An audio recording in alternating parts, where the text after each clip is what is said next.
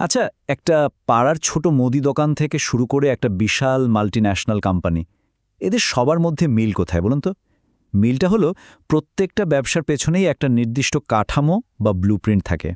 আর এই ব্লুপ্রিন্টই ঠিক করে দেয় ব্যবসার আসল চালককে, সিদ্ধান্ত কে নেবে, আর লাভের ভাগ কে পাবে। চলুন আজ ব্যবসার এমনই 5টা মৌলিক নকশা নিয়ে একটু সহজ করে জেনে নেওয়া যাক।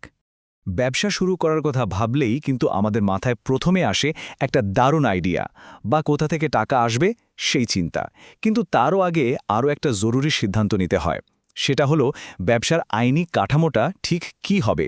কারণ এই একটা সিদ্ধান্তের উপরেই কিন্তু নির্ভর করে ব্যবসার ভবিষ্যৎ, কন্ট্রোল আর দায়বদ্ধতা। তো চলুন এই জার্নিটা শুরু করা যাক। আমরা একদম গোড়া থেকে শুরু করব, মানে একজন একা মানুষের ব্যবসা দিয়ে। তারপর দেখব পারিবারিক ব্যবসা, পার্টনারশিপ, একসাথে মিলে তৈরি করা সংঘ এবং সবশেষে কর্পোরেট দুনিয়ার বিশাল কাঠামোটা কেমন হয়। তাহলে আমাদের যাত্রার প্রথম স্টপ একক উদ্যোগ। ব্যবসার জগতে পা রাখার এটাই সবচেয়ে সহজ আর পরিচিত রাস্তা, যেখানে একজন ব্যক্তি তার ব্যবসার সবকিছু।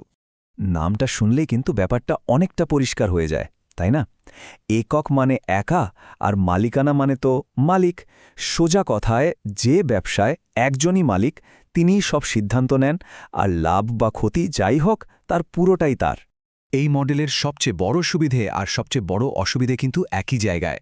একদিকে ব্যবসার পুরো কন্ট্রোল আর পুরো লাভটা মালিকের, কিন্তু অন্যদিকে ঝুঁকিটাও সীমাহীন। এর মানে কি? মানে হলো ব্যবসায় যদি বড় কোনো ক্ষতি হয়, তাহলে সেই দেনা মেটানোর জন্য মালিকের ব্যক্তিগত সম্পত্তি, যেমন ধরুন বাড়ি বা গাড়ি, সেটাও ব্যবহার করা হতে পারে। এর উদাহরণ তো আমাদের চারপাশেই ছড়িয়ে আছে। আমাদের পাড়ার মোড়ের চায়ের দোকানটা, সবজিওয়ালা বা স্থানীয় মুদিখানা, এরা সবাই কিন্তু একক মালিক। তারাই নিজেদের বস, তারাই নিজেদের ভাগ্য ঠিক করেন। আচ্ছা, এবার এমন একটা বিজনেস স্ট্রাকচারের কথা ভাবা যাক যেটা আইনের থেকেও বেশি চলে ঐতিহ্যের ওপর। এটা হলো যৌথ হিন্দু পারিবারিক ব্যবসা, যা মূলত ভারতেই দেখা যায়। এটা কিন্তু ভারতের অন্যতম পুরনো একটা বিজনেস মডেল। আর এর সবচেয়ে ইন্টারেস্টিং ব্যাপার কি জানেন? এখানে ব্যবসার সদস্য হতে কোনো চুক্তি করতে হয় না। সদস্যপদ পাওয়া যায় পরিবারের জন্মসূত্রে। মানে একটা হিন্দু অবিভক্ত পরিবারে জন্মালেই একজন স্বাভাবিকভাবেই সেই ব্যবসার অংশীদার হয়ে যায়। এই কাঠামোতে ক্ষমতার কেন্দ্রে থাকেন কর্তা, মানে পরিবারের সবচেয়ে বয়স্ক সদস্য। সব সিদ্ধান্ত তিনিই নেন, আর তার দায়ও থাকে সীমাহীন, ঠিক একক মালিকের মতোই। কিন্তু পরিবারের বাকি সদস্যদের দায়টা সীমিত থাকে। এটা কিন্তু একটা দারুণ ব্যাপার, একটা সুরক্ষা কবচের মতো কাজ করে। হলদিরামসের মতো ব্যবসাগুলোই তো এই মডেলের আসল শক্তিটা দেখিয়ে দেয়, যেখানে পারিবারিক বিশ্বাস আর ঐতিহ্যই হলো ব্যবসার মূল ভিত্তি।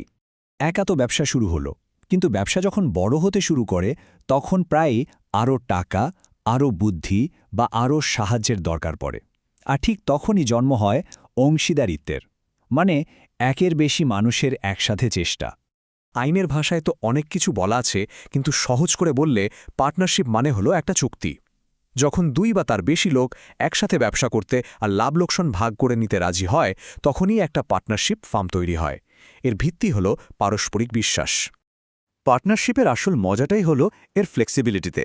এখানে সবাই মিলেমিশে সিদ্ধান্ত নিতে পারে, আবার চাইলে নিজেদের মধ্যে থেকেই একজনকে পরিচালনার দায়িত্বও দিতে পারে।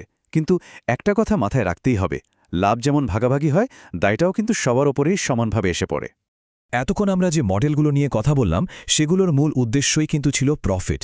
কিন্তু এমনও কি কোনো ব্যবসার ধরন হতে পারে যার প্রধান লক্ষ্য লাভ করা নয়, বরং সদস্যদের ভালো করা? হ্যাঁ, পারে। আর তাকেই বলে সমবায় সমিতি। এটার মূল মন্ত্রই হল একতাই বল, বা সকলের তরে সকলে আমরা।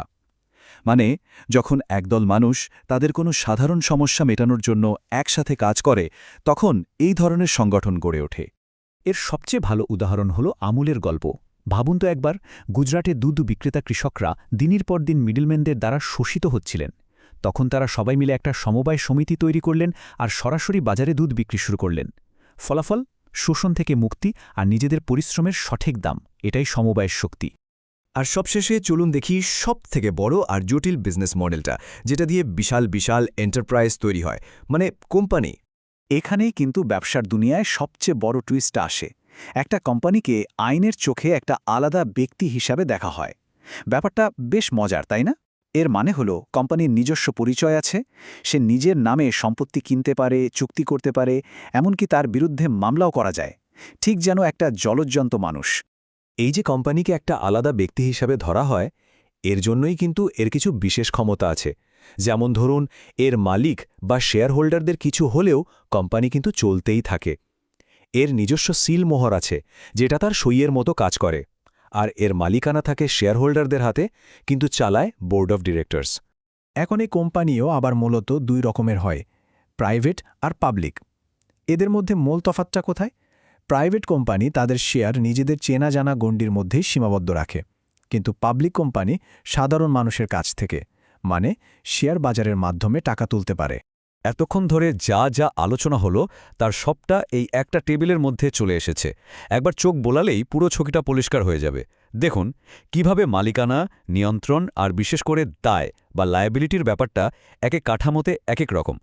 কোনটা শুরু করা সবচেয়ে সোজা আর কোনটায় ঝুঁকি সবচেয়ে কম, এ টেবিলটা এক নজরে সেই উত্তরগুলো দিয়ে দেয়। তাহলে বোঝা গেল যে কোনো ব্যবসার স্বপ্নের পেছনে একটা সঠিক নকশা থাকাটা কতটা জরুরি। প্রত্যেকটা কাঠামোরই নিজস্ব সুবিধে আর অসুবিধে আছে। আসল প্রশ্নটা হলো, কোনো একটা নির্দিষ্ট লক্ষ্যের জন্য কোন ব্লুপ্রিন্টটা সবচেয়ে ভালো কাজ করবে। আর এই উত্তরের মধ্যেই কিন্তু লুকিয়ে থাকে ব্যবসার সাফল্যের আসল চাবিকাঠি।